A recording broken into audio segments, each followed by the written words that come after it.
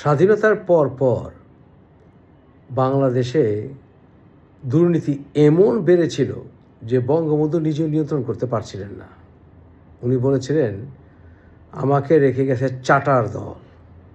মানে বঙ্গবন্ধুর পা চাইটা শেষ করে ফেলায়, কিন্তু পিছনে পিছনে দেশকে বাস দেয়।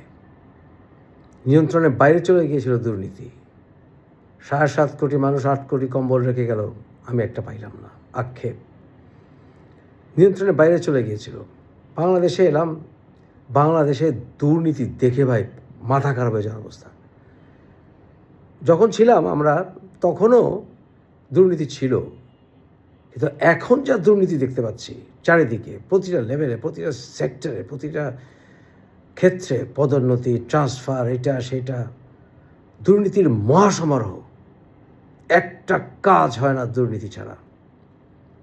কিন্তু সবচেয়ে বড় দুর্নীতিবাজ কারা জানেন? সরকারি অফিসে যারা চাকরি করে। সরকারি অফিসে দুর্নীতিবাজদের মহাসমারোহ, এবং সরকার একেবারেই শক্তিহীন এ সকল বদমাশদের নিয়ন্ত্রণের ক্ষেত্রে। সরকারি অফিসে অনেস্ট লোক আছেন, নাই যে তা না, খুব কম, দুর্নীতি দেখতে পাবেন না। এই বদমাশদেরকে সাধারণ জনগণরা বেতন দেয়, আমাদের ট্যাক্স পেয়ারদের বেতনে এরা চাকরি করে।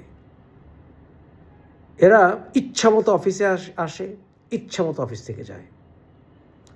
উনি এখনও আসেন নাই, উনি কখন আসবেন জানি না, কেউ সময় মতো আসে না। আর রোজার সময় রোজা রোজগার দিয়ে অফিস করেই না ভাই।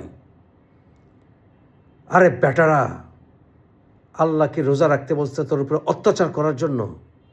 রোজা রেখে দৈনন্দিন কাজ করবি, নাহলে কিসের রোজা? দৈনন্দিন কাজ করবি, রোজা রাখবি, রোজার কষ্ট সহ্য করবি, আরও ইমানদারের মতো কাজ করবি, কারণ তুই সাধারণ জনগণের টাকা খাস। লজ্জা করে না? দেরি করে অফিসে আসিস, আগে আগে চলে যাস, ঈদের অজুহাত দেয়। হ্যাঁ ভাই, ঈদ এসে গেছে, চলে যেতে হবে, ঈদ এসে গেছে, কিছু উপরি দেন। ঈদের কথা বলে ঘুষ খাইতে লজ্জা করে না? তোর বাড়িতে যে বউ আছে, তোরে যে নতুন কাপড়ের কথা বলে, সে কি জানে না তুই কয় পয়সা বেতন পাস? লজ্জা করে না তোর বউয়ের লজ্জা করে না? কিরে, লজ্জা করে না?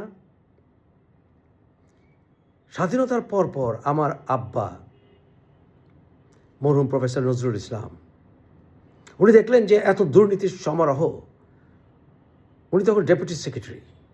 উনি ওনার চাকরি থেকে উনি রিজাইন দিলেন।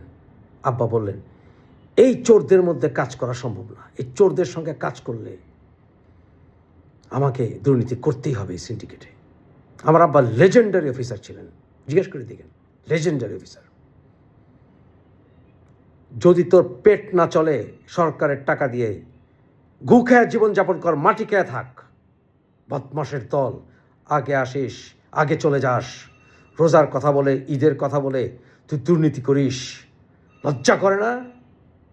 বেঈমানের দল। বাংলাদেশের সরকারি অফিসগুলিতে উচিত আসলে ওই যে clock in clock out system করা। এছাড়া আমাদের পয়সার যে প্রকৃত মূল্যায়ন, এটা হবে না। Clock in clock out.